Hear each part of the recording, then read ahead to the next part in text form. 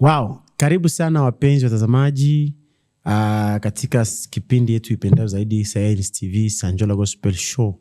Kipindi ambayo inakuja kwa kila siku ya Jumapili na mimi hapa AG Tunda ambaye inakuletea kipindi hiki cha baraka sana na kipindi ya kuimizana na kutiana moyo katika ufalme wa Yesu Kristo. Karibu sana tunapoanza kipindi ya leo na ninaamini ya kwamba utabarikiwa, maana tuko nao wageni na nyumba na watakuwa baraka katika maisha yako. Ila zaidi ya yote naomba tuombe. Baba, katika jina la Yesu Kristo, Jehova Jire, jina lako litukuzwe, jina lako libarikiwe. Uimidiwe juu zaidi mfalme, kwa yote mengi mazuri unazidi kutenda juu ya maisha yetu. Hakuna mwingine kama wewe. Tunapoanza siku ya leo kipindi, Bwana, iwe siku ya baraka, iwe kipindi ya baraka. Ikalete majibu kwa wale wanakutarajia na kukutazamia Jehova. Asante mfalme amani, tunaomba tuwe baraka kwa watu wako wanaotutazama. Mwaka huu wa 2026 Januari, Jehova, ni mwaka wa baraka juu ya maisha ya watu wako.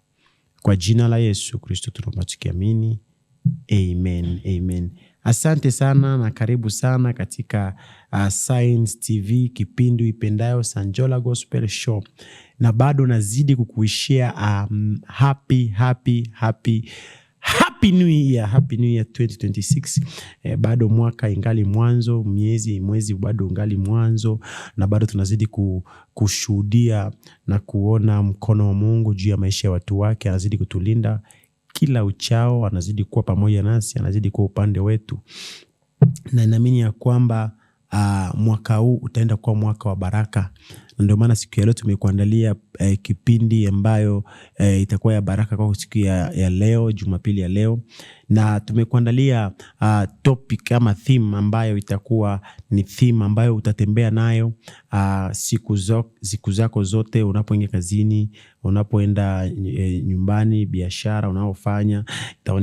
Itakuwa ni topic ya baraka sana ambayo inaitwa kushinda kila siku.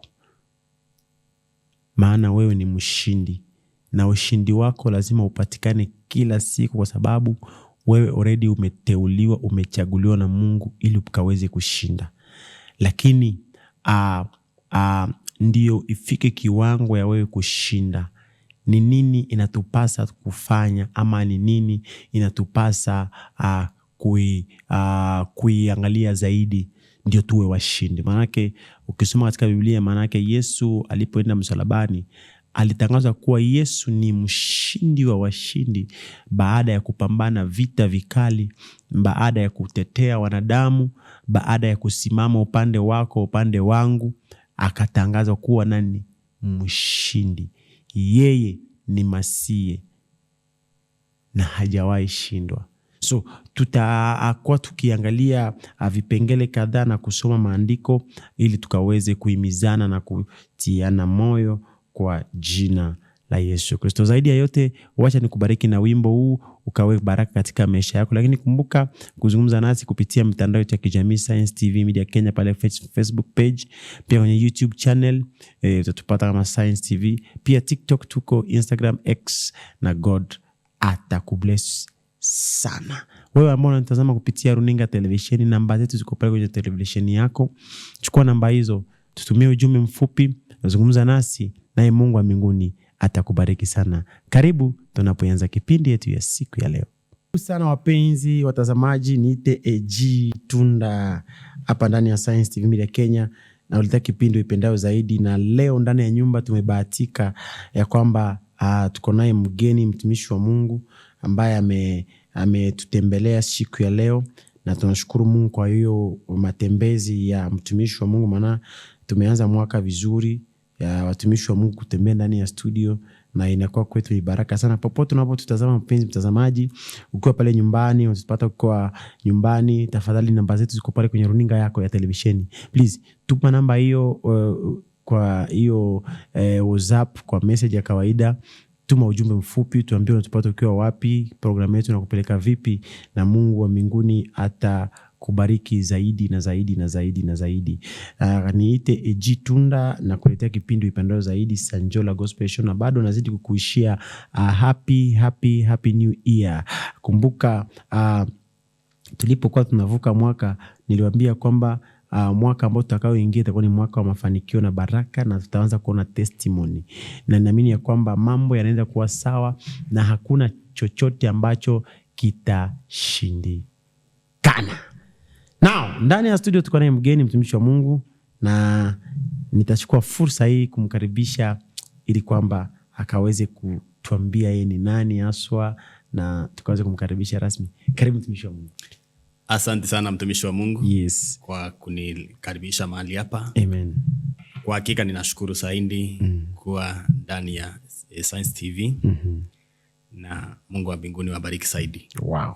Kwa majina yangu naitwa Pastor Ruben Muredhi, nimeokoka na mpenda Kristo, na zaidi ya yote nakuletea kipindi inaitwa Overcoming Daily. Wow.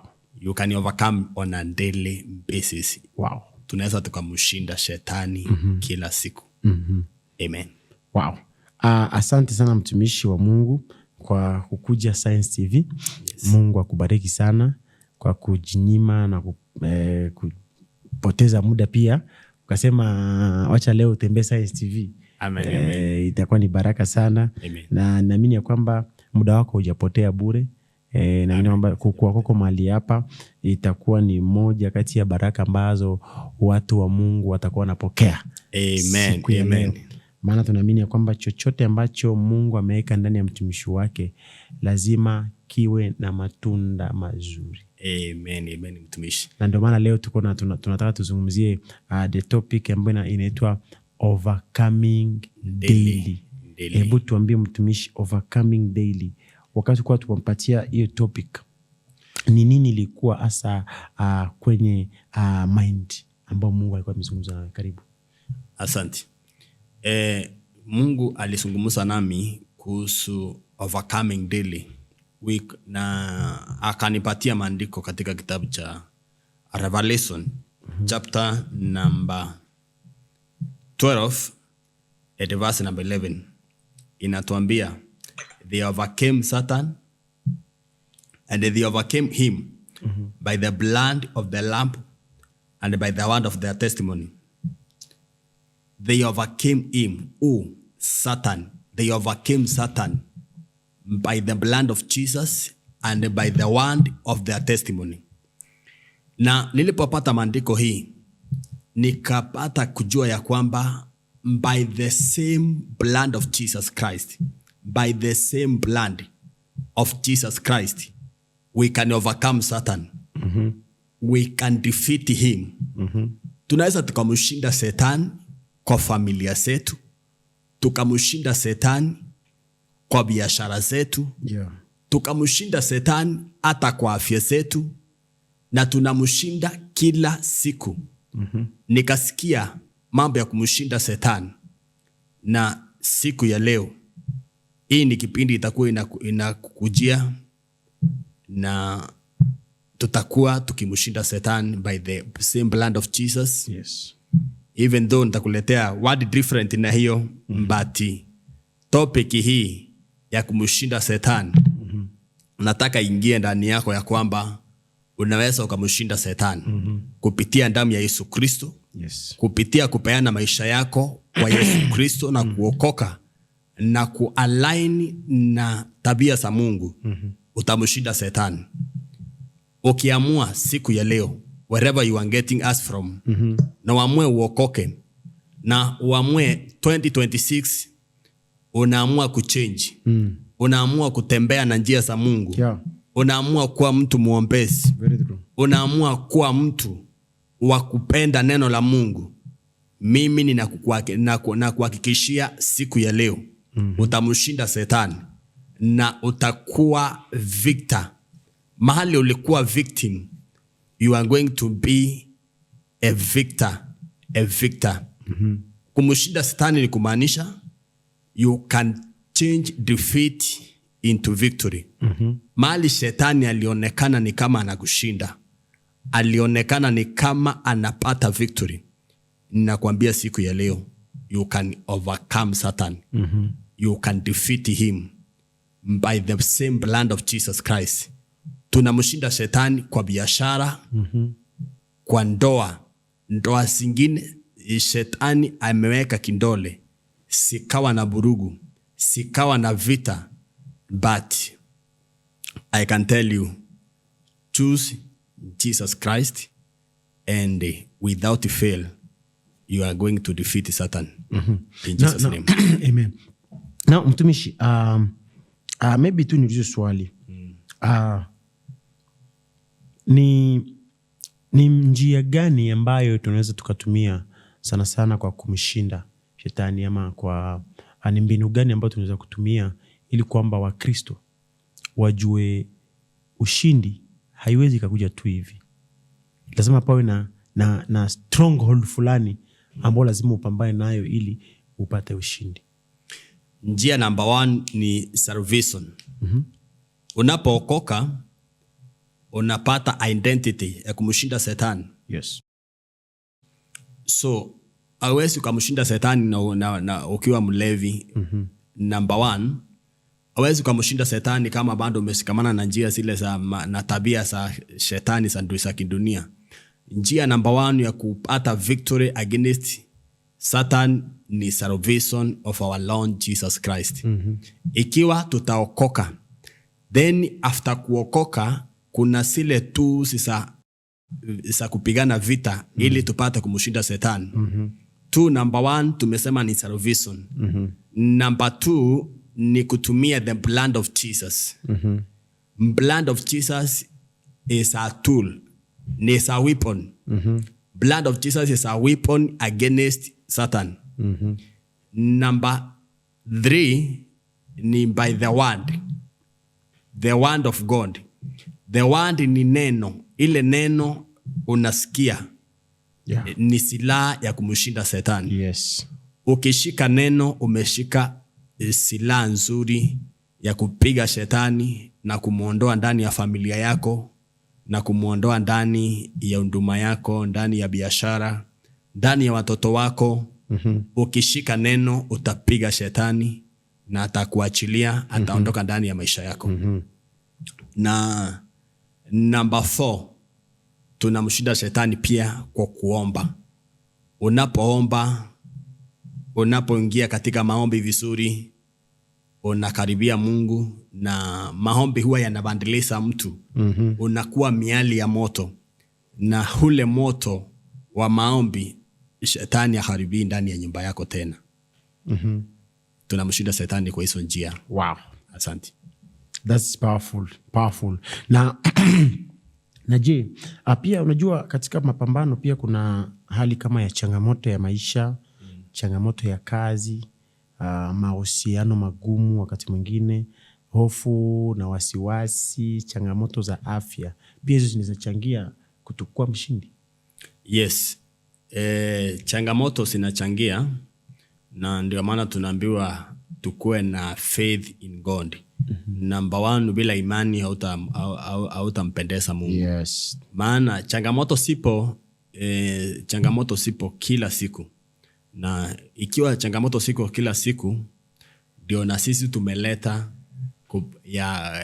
kuwini kila siku. Message yetu inaitwa ni ya kuwini kila siku. Mbona tuwini kila siku? Maana changamoto siko kila siku. Kuna disappointment kila siku. Kuna frustrations kila siku. So, hizi frustrations na hizi changamoto za daily sinahitaji Mungu wa daily. Sio Mungu wa season. Ni Mungu ambaye tunambeba daily. Ni Mungu ambaye tunamtegemea daily ili tupate kuwini hizi changamoto daily. Maana changamoto, kuna watu wengi huvunjika mioyo kwa ajili ya changamoto. Anaona kana kwamba Mungu amsaidii. Anaona kana kwamba Mungu amemsahau. Ana give up haraka. Ana give up kwa haraka na anavunjika moyo. Lakini kwa sababu hii Yesu alikuja ili tupate kumshinda Shetani, na tupate kutumia the same blood. Maana maandiko imetuambia katika Revelation 12 verse number 11 ya kwamba walimshinda Shetani kwa damu ya Yesu Kristo na kwa neno la ushuhuda. So, hii damu ya Yesu Kristo tunayo access, tuna nguvu ya kuaccess. Ikiwa tuliokoka, tuna access the same blood. Na ndio tunasema by the same blood ile walishinda nayo shetani, hata na sisi by the same blood we defeat the enemy. We defeat that sickness. We defeat that disease. By the same blood we defeat that poverty. By the same blood umasikini unaondoka. By the same blood we defeat that sickness. We defeat that lack. By the same blood we defeat that poverty. We defeat that shame. By the same blood. Yani, by the same blood of Jesus, shame inakuwa turn into honor. By the same blood of Jesus, that's true, lack inakuwa turn into abundance. By the same blood of Jesus Christ, magonjwa ya kila aina yanapona. So by the same blood of Jesus tunapata victory against Satan. Na Yesu akona nguvu ya kumshinda Satan wa disfavor. Kuna mtu umeng'ang'ana, labda umepata kuna hii kitu tunaita near success syndrome. Near success syndrome ni wakati uko almost to win your battles. All of a sudden kitu gini natokea, unapata hile mpango ulikuwa nao umekuwa averted. Yes. So when we are going to apply the blood of Jesus Christ, tutapata victory against the near success syndrome. Yes. Kuna hii roho inaitwa disfavor. Yani unakuwa wewe unanga kibali na ni roho ya shetani. Tutaishinda namna gani? Tutaishinda kupitia the same blood of Jesus Christ. Yes. So by the same blood of Jesus, ninataka nikutangazie siku ya leo. Oh, yes. Iyo roho umetembea nayo, imekunyima kibali. Iyo roho imekunyima kukaa kwa ndoa. Iyo roho imekunyima kukaa maisha mazuri. Leo utaishinda. Amen. Na ninakutangazia ivunjike in your life, in your children's, in your marriage. Ivunjike kwa jina la Yesu Kristo. Kitu ingine, kuna siku maandiko inaniambia Yesu alibandilisha maji ikawa wine. Jesus turned a water into a wine. That is in the book of John chapter number 2 and the verse number 7. Nilikuwa nafikiria hivi nauliza, if Jesus can change a water into a wine, then he is able to change anything to become what God says. Yeah. So changing a water into a wine was just a sample. Ilikuwa ni sample ya kuonyesha hile nguvu Mungu ako nazo. It was just a sample. So Jesus can change. The idea there was not turning just water into a wine. The idea there was the power of God that can make anything become what God says. Yeah. So this day, this hour, I can speak to your destiny. That whatever which has been refusing to change, the power that raised Jesus from the dead, the power in the blood of Jesus Christ, can it change anything into your life? Can it change anything into your destiny? Can it change anything? If water can be changed into wine, then defeat can be changed into victory. If water can be changed into a wine, then pain can be changed into joy. Mungu anaweza kabadilisha that pain ikue into joy. Yeah. If water can be turned into a wine, then God can turn that shame into honor. Then God can turn that poverty into riches or into wealth. So God can change anything. Yeah. God anaweza akachange huyo mtu ambaye ni mlevi, huyo mtu ambaye umempeleka rehabilitation, bando hakuna change, anahitaji the power of God. Mungu ana change barrenness into fruitfulness. alichange barrenness in the time of Sarah. Na maandiko inaniambia Sarah akafika mahali akasema, those who will see me will laugh with me. Wale wataniona sasa watacheka pamoja na mimi. Kwa sababu gani? Mungu amechange barrenness ikawa fruitfulness. Na mimi ninakutangazia leo, wherever you are getting us from, mahali popote unatupata, ukiwa nchi hii, ukiwa nje ya nchi, Mungu anaweza akachange anything. Na he align na your prophetic blueprint. Mungu anaweza akachange anything in your life, anything in my life, in the name of Jesus Christ. Na kutoka siku ya leo, that is more business ambao naona ni kama ayendi mahali, ninakutangazia without fear of contradiction. Na kutangazia inaweza ikaturn into company, into factory, for the honor and for the glory of the living God. God can change anything in your life. God can change that lack, that small business. Anachange muisi, anakuwa mhubiri. Anachange mtu ambaye hakuwa anaonekana kama ako na destiny kubwa. Huyu Mungu ambaye tunamtumikia anachange anything. Na ndipo siku ya leo nimetumwa na Mungu niongee katika anga yako, niongee katika hiyo biashara yako, niongee katika anga ya ndoa. Kuna roho imekataa maendeleo, inaitwa anti-progress forces. Those anti-progress forces or spirit, today I speak to them wherever you are, in the name above all other names. I bind you now. I destroy you beyond repair. I bring you down. Those anti-progress forces, spirit, help us. In the name of Jesus Christ, I bring you down. I destroy you by the power that brought Jesus from the dead. From today going forward, ninakutangazia odoka kwa hii familia. Roho ile imekataa maendeleo. Roho ile imekataa watu kusonga na mbele. Ninakutangazia siku ya leo, hauna nguvu tena ya kuendelea kushikilia. Huyu mama, huyu danda, huyu sister, huyu baba, siku ya leo natangaza afunguliwe kutokana na kila roho ambayo imekunyima nafasi. Siku moja Moses was crying to God. Na Mungu akamwambia, why are you crying? You are not just a leader, you are a prophet. Go and tell the children of Israel to go forward. That is Exodus 14 verse 15. Anamwambia, go and tell the children of Israel to go forward. Go forward. Na mimi nimetumwa na Mungu nikutangazie leo, every spirit which has been holding you back, I am commanding you by the name above all other names. Go forward in life.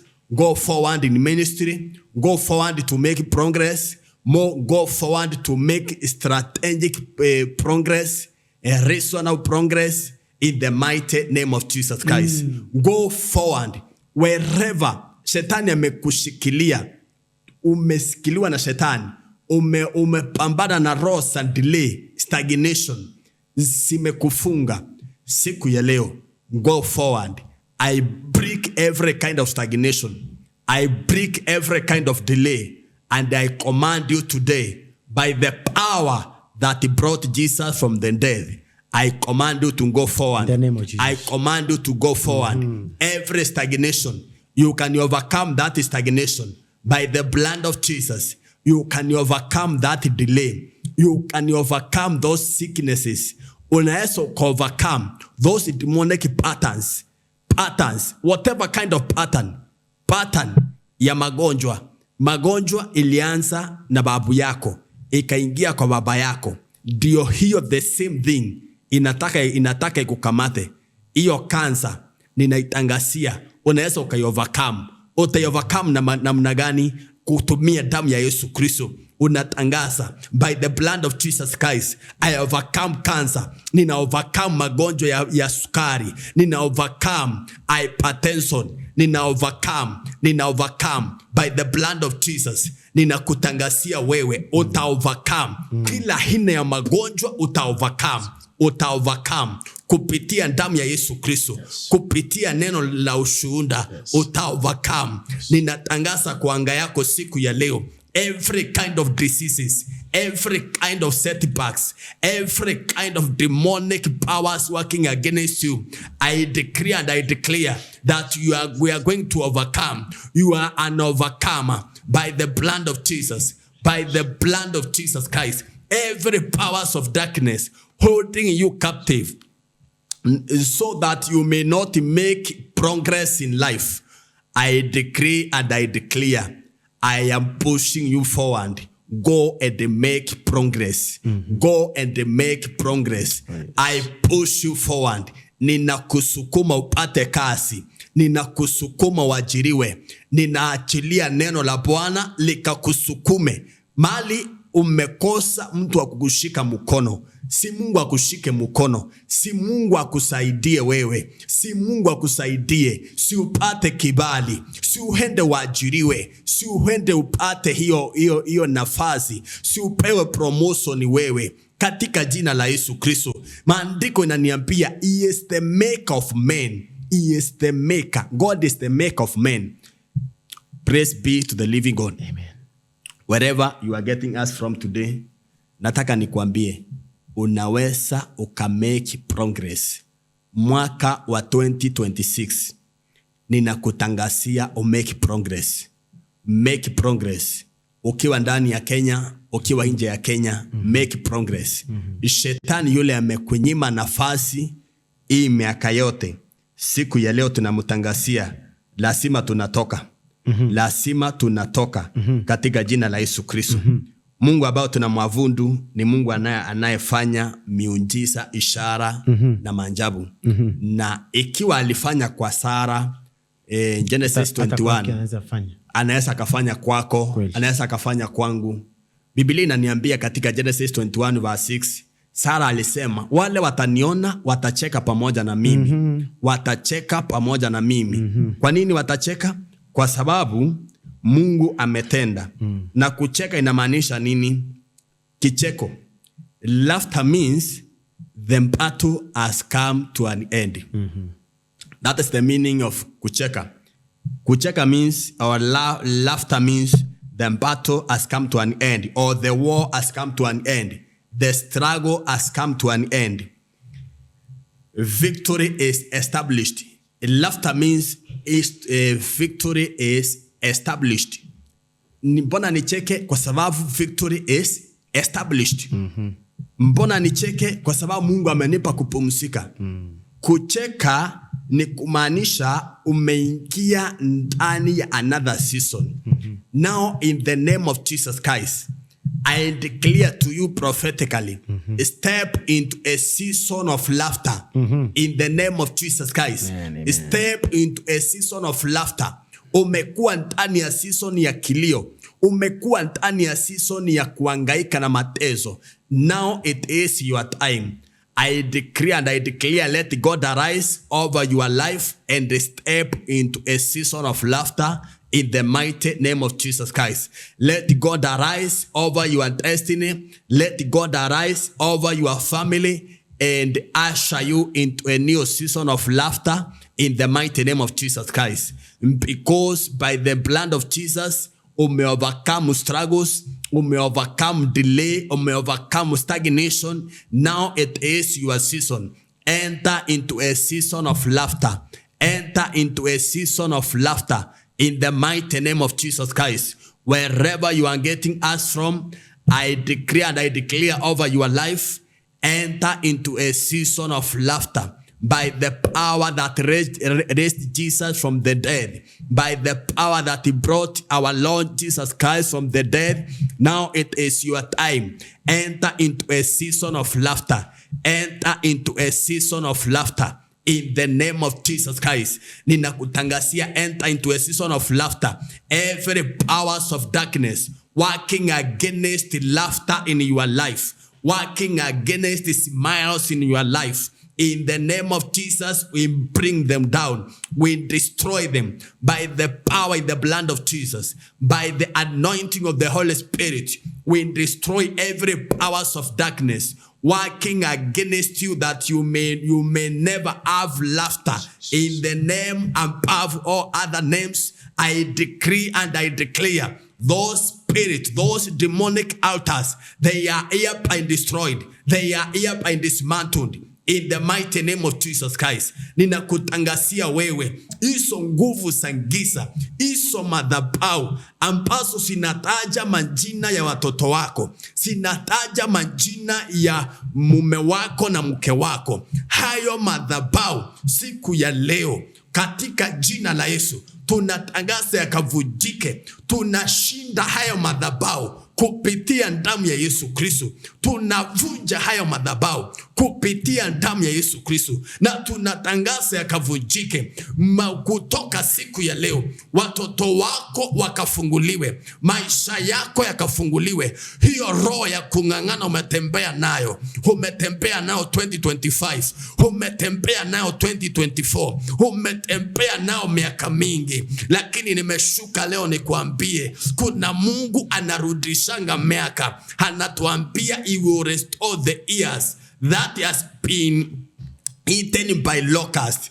Kuna Mungu anarudisha years. Mwanadamu anaweza akakurudishia vitu aliyokunyang'anya, lakini hawezi akakurudishia miaka. Mungu tunayemtumikia anarudisanga miaka. Mungu tunayemtumikia anarudisha time, because he is bigger than time. He is bigger than time. I decree and I declare over your life, let God restore to you years. Let God restore to you. May God do to you, may God bring to you what has not been done in 10 years. Let it be wacha Mungu akutendee mwaka huu yale mambo hayakufanyika for 10 years. Mungu akutendee mwezi wa Januari, Mungu akutendee mwezi wa pili, Mungu akutendee this week. Mungu anatenda, anarudisha miaka. Imagine, miaka inarudishwa. Mwanadamu anaweza akakurudishia magari, akurudishia mashamba, lakini hawezi akarestore time. Hawezi akarestore time. It is God only who restores time. Mimi sijui ninaongea na nani.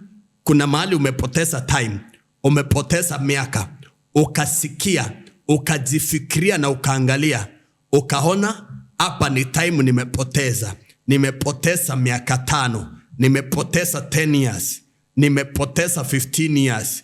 Sijui ni wapi umepoteza time. Siku ya leo nimetumwa nikuambie, Mungu atakurudishia hiyo time umepoteza. Mungu atakatarejeza time ambao umepoteza. Umepoteza time wapi? Labda umepoteza kwa ulevi, labda umepoteza kwa ukahaba, labda umepoteza time na dhambi. Mungu anasema siku ya leo, he will restore to you time. He will restore to you time. Kuna time Mungu atakurejeshea. Kuna time ulipoteza time sana, ukapoteza time sana kwa mambo ya betting, ukapoteza time sana kwa mambo ya biashara ambazo sio biashara nzuri. Na baada ya kupoteza time, ukaenda ukafikiria, hii time nimepoteza nitarikaba namna gani? Maandiko inatuambia in the book of Joel chapter number 2 verse number 25 ya kwamba God restores time. Time gani? Iliyoliwa na nzige na parare, iliyoliwa na tunutu. Anasema atarejesha time. Ninakutangazia siku ya leo, kila time ambao umepoteza wewe, si Mungu akurejeshe mwaka wa 2026. Si Mungu akurejeshe time hapo unasikia umepoteza. Umepoteza time, ukapoteza time. Watoto wakapoteza time kwa kurundia klasi moja, wakapoteza time. Ukapoteza time inchi ya nje na kuna kitu ulirudi nayo. Watu wakakuangalia wakasema, ulikuwa unafanya nini miaka hii yote? Siku ya leo katika jina la Yesu Kristo nataka nitangaze kwa anga yako, ile roho ilikupotezea time, leo tunaishika, tunaikamata kwa nguvu za Roho Mtakatifu, kwa nguvu ndani ya damu ya Yesu Kristo, na tunaivunja. Tunatangaza Mungu akarestore time in your life and in my life. In the mighty name of Jesus Christ. May God restore you in the name of Jesus. May God restore your fortunes. May God restore your business. May God restore that position. Amen. Kuna position ulipoteza, kuna kazi ulipoteza, kuna promotion ulipoteza, kuna nafasi ulipoteza. Labda ni nafasi ya kutumika ndani ya serikali, labda ni nafasi ya kutumika ndani ya ofisi fulani. Kuna nafasi ulipotea, kuna opportunities ilipotea, kuna chances zilipotea. Mungu wa rehema kurejeshe siku ya leo. Jehovah, may God restore you today. Hiyo kitu ambao unasikia ulipoteza. Wengine walipoteza magari, wengine wakapoteza mashamba kupitia makesi ya kotini, wengine wakapoteza pesa kupitia mambo ya frauding. Ninakutangazia siku ya leo, may God restore you. May God restore your money. May God restore your money. May God restore your cars. May God restore your children. Wengine walipoteza watoto through accident, wengine wakapoteza watu wao, wengine wakapoteza vitu ambavyo vimekataa kutoka ndani ya mioyo yao. Siku ya leo nimetumwa nikwambie, God will restore you. God will restore your health. Wengine wakapoteza afya, Jehova anakurudishia afya leo, kama vile alirudishia mtu aitwa Ezekiel ndani ya Biblia. May God restore to you today in the mighty name of Jesus Christ. Ninakutangazia Mungu akurejeshe. Kuna vitu umepoteza, rejeshewa wewe. Kuna kazi ulipoteza, rejeshewa wewe. Ninakuombea siku ya leo, hiyo kazi iliyopotea ukaipate tena ikawe na ndavu ona kuliko siku za kwanza. Kuna nafasi ulipoteza, labda ulikuwa unawania kiti ya MCA na baada ya kutumia pesa mingi ukaja ukaipoteza. Kuna mtu uliwania kiti ya MP na baada ya kutumia all what you had, all what you ulikuwa nayo, na baada ya kutumia kila kitu ukapoteza. Ninakutabiria wakati huu Mungu atakupatia hiyo kiti tena in the mighty name of Jesus Christ. Ulipoteza kibali na watu, hiyo kibali kurudie tena, wakakupatia rejection instead. Ninakutangazia in the mighty name of Jesus Christ, hiyo roho ya rejection ikuachilie na favor irudi juu yako. Favor ikurudie wewe, ukiwa ndani ya nchi na ukiwa nje ya nchi. Pata kibali tena. I command favor to come and rest upon you again and again in the mighty name of Jesus Christ, the Son of the living God. Favor ikaje juu ya maisha yako in the mighty name of Jesus Christ. Nataka nikuombe wherever you are in this nation, nikuombe kibali kurudie. Kuna vitu shetani alikuwa amekunyang'anya, na siku ya leo maandiko imetuambia ya kwamba tunamshinda Shetani kupitia damu ya Yesu, kupitia salvation, kupitia the word of God, na kupitia maombi yale unaenda kuomba ukiwa nyumbani, ukiwa ofisini, ukiwa wherever you are in this nation. Ninakutangazia siku ya leo, we can defeat Satan and we can be restored back. Good people, watumishi wa Mungu ambao mnazidi kututazama hapa ndani ya Science TV, kipindi ipendayo zaidi. Kila siku ya Jumapili utanipata hapa tukiwa baraka kwako na wewe ukiwa baraka kwetu. Manake wewe ndio unafanya kipindi hiki kinakuwa hapa na kinainuka zaidi kwa sababu yako wewe ambaye unayetutazama. Na maybe kwa wewe ambaye ni unafungulia runinga ya televisheni yake Science TV leo, maybe nikupatie tu 1 2 3 point 2 3 ambayo inaweza kukusaidia pia kukua an overcoming daily. Because being an overcoming daily, it depends on how you pray. Remember, the Bible says pray without ceasing. Yes.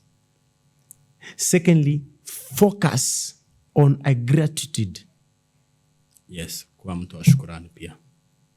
So those are the thing ambayo most of it, if you want to be an overcomer daily in your life, you need to go through all those things, and then another thing ni kwamba unakuwa unafanya a small steps in your life, small steps, usiangalie nyuma, because the moment you go forward, then umeenda mbele, utaka kuangalia nyuma unaanza tena afresh. So ndio maana Biblia inasema kwamba nani aliambiwa siangalie nyuma, mke wa Loti. Nenda lakini usiangalie nyuma, lakini kwa sababu ya kutokuelewa na kufahamu alifanya nyuma. Angalia nyuma. Yakafanyika mawe ya chumvi. So hatutaki kwa hapo. So another thing ni kwamba learn from mistakes. Mistake ambayo unaweza kuwa uliyafanya yasirudi, umejifunza already na umejua hii nikikanyaga nitaharibu. So that is something that will make you to be an overcoming daily in your life. Yes. Secondly, ni kwamba surrounding yourself with positivity. Yes. So surround yourself with all those things that, so you'll see yourself to be an overcomer. Yes. Remember, the first one we read, it was praying without ceasing. That is the Bible. Yes. Yani ukiomba bila kuchoka, there is no way ushindwe. Hawezi shindwa. Yes. Hawezi shindwa. Yeah. So continue praise. This is 2026. Acha iwe ni mwaka wako wa kushinda. Amen. Iwe ni mwaka wako wa kusucceed. Amen. Na Mungu atakubariki zaidi. Basi wacha nimpishe mtumishi wa Mungu aweze kutuambia ni nini haswa kitatusaidia zaidi, manake kuna tunapatana machangamoto hapa na pale, na pia changamoto zingine unajua zinafanya mtu anarudi nyuma. Changamoto zingine zinafanya mtu ana give up. Na hizo changamoto tunaweza ziepuka ama tusiziepuke. Juu zinakuja, za mtu unapatanga zinakuja tu.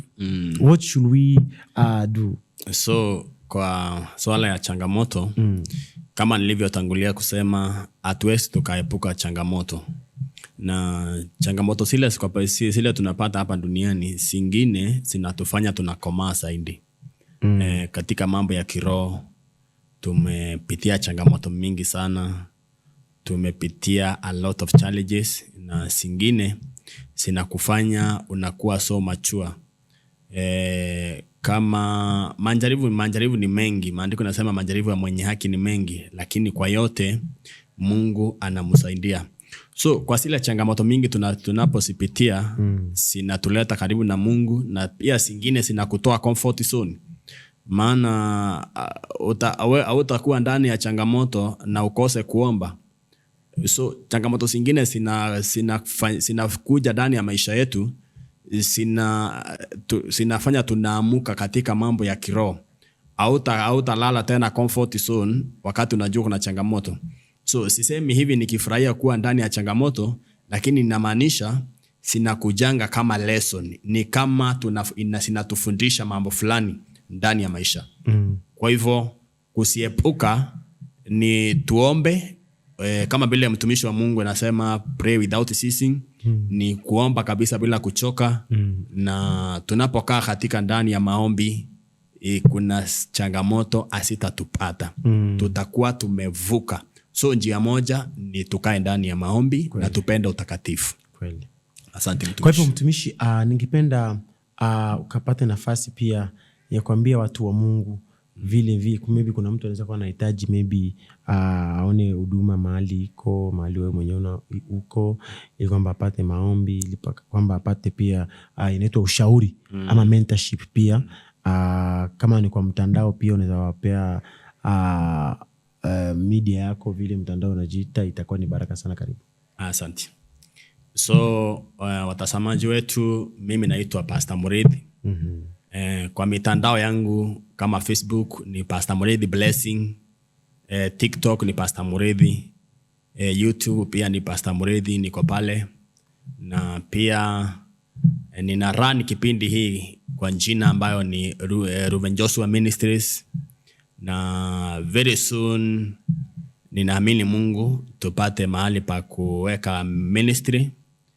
So far sijaanza ministry, niko pale chini ya Bishop Dr. Pius Muiru, na ninaendelea kutumika nikiwa pale, but very soon nitawatangazia mahali kanisa itakuwa.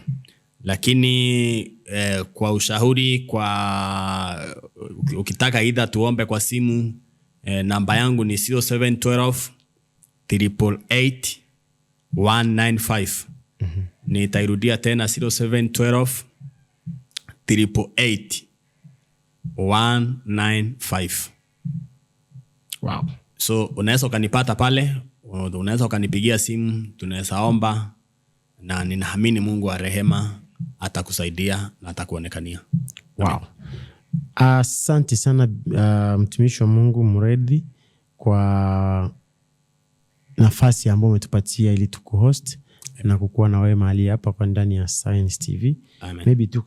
Maybe tu kwa muda kidogo tu, maybe ungekuwa na jambo fulani ya kumhimiza mtu pale nyumbani kwa sababu ya mwaka wa 2026, kindly zungumza na mtu hapo, alafu utapia kutuombea na kutufungia kipindi kwa maombi. Amen. Mtumishi wa Mungu, kama vile uko pale nyumbani unatutazama, wherever you are in this country or in this world, I can appeal to you that God will restore you. Yes. Bile amesema atarestore miaka, ni kumaanisha Mungu is bigger than miaka. He is bigger than years. God is bigger than time. Na ndio maana Mungu ako na courage ya kusema I will restore to you years that you lost. Yes. So mimi ninakutangazia wewe unayetutazama dakika hii, Mungu atakurejeshea nini chochote kile ulipoteza, iwe ni kazi, iwe ni pesa, iwe ni asset fulani ulipoteza. Mimi ninakutangazia kwa jina la Yesu Kristo, Mungu atakurejeshea kwa jina la Yesu. So tunaweza tukamwamini Mungu, tukaomba pamoja. Na ikiwa uko pale na uko mgonjwa, nataka usikilie mahali unasikia unaumwa, ni kuombee leo. Nataka umwamini Mungu. Yule Mungu tunamtumikia asuiliwi na distance. So whatever distance uko, Mungu asuiliwi na distance yoyote. Sikilia mahali kuna kuuma, ni kuombee uponyaji na restoration. Baba, katika jina takatifu la Yesu Kristo, ninamwombea mtazamaji wetu siku ya leo, nikitangaza Bwana ukamrejeshea afya yake, ukarejeshe afya ya mwili, ukamrejeshea afya ya finances, ukamrejeshea afya ya vitu vyake katika jina la Yesu Kristo. Baba, ninatangaza restoration ndani ya maisha yake, restoration ndani ya biashara, restoration ya kikazi, restoration ya nafasi ya promotion. Baba, ukampatie restoration, ukampatie nguvu katika jina la Yesu Kristo. Ninatangaza siku ya leo uponyaji kutoka kwa kichwa kuteremuka mpaka kwa nyayo za miguu yake. Ninatangaza uponyaji. Yesu amekuponya kwa jina la Yesu Kristo. Yesu amekurejeshea afya yako. Yesu amekurejeshea kazi. Yesu amekurejeshea pesa ulizopoteza. Yesu amerejesha hiyo gari yako. Yesu amerejesha hiyo shamba katika jina la Yesu. Baba, katika jina la Yesu, pokea sifa na heshima, maana umemrejeshea chochote kile alikuwa amepoteza, na kutoka siku ya leo amemshinda shetani. Shetani wa magonjwa ameshindwa. Shetani ambaye ameharibu kazi ameshindwa. Katika jina la Yesu tunatangaza leo tumemshinda shetani, na tunatangaza we are overcomers in the name of Jesus. We defeat you Satan, we destroy you Satan, we paralyze you in the name of Jesus. Father, we thank you and we praise you, for you have done it for your honor and for the glory of your name. And it is in Jesus' name we pray. Amen. Amen. Amen. Amen. Wow. What a powerful prayer from Pastor Mureithi. God bless you, Pastor. Amen. Na asante sana kwa kukuja. Amen. Na Mungu akuonekanie unapochukua good step Amen. ya huduma. Amen. Pia sisi tuko hapo kusupport. Amen. Na kuendelea na huduma. Na inaamini kwamba itakuwa ni baraka sana. Mpenzi mtazamaji, popote unatutazama ndani ya Science TV Media Kenya, Sanjola, kipindi ya leo imekuwa ni baraka sana kwako wewe ambaye umekuwa na sisi, umetutazama tulipoanza programu ya leo na pale ambapo tumefika ikomo. Mungu wa mbinguni akubariki na kutende mema. Kumbuka Biblia inasema ya kwamba tuombe bila kukoma, na hiyo ndiyo jibu ya maisha yako. Amen. Ombeni bila kuchoka.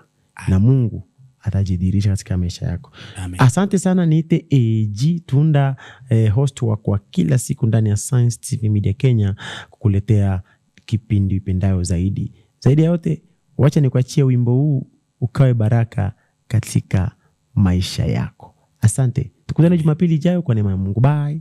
Bye.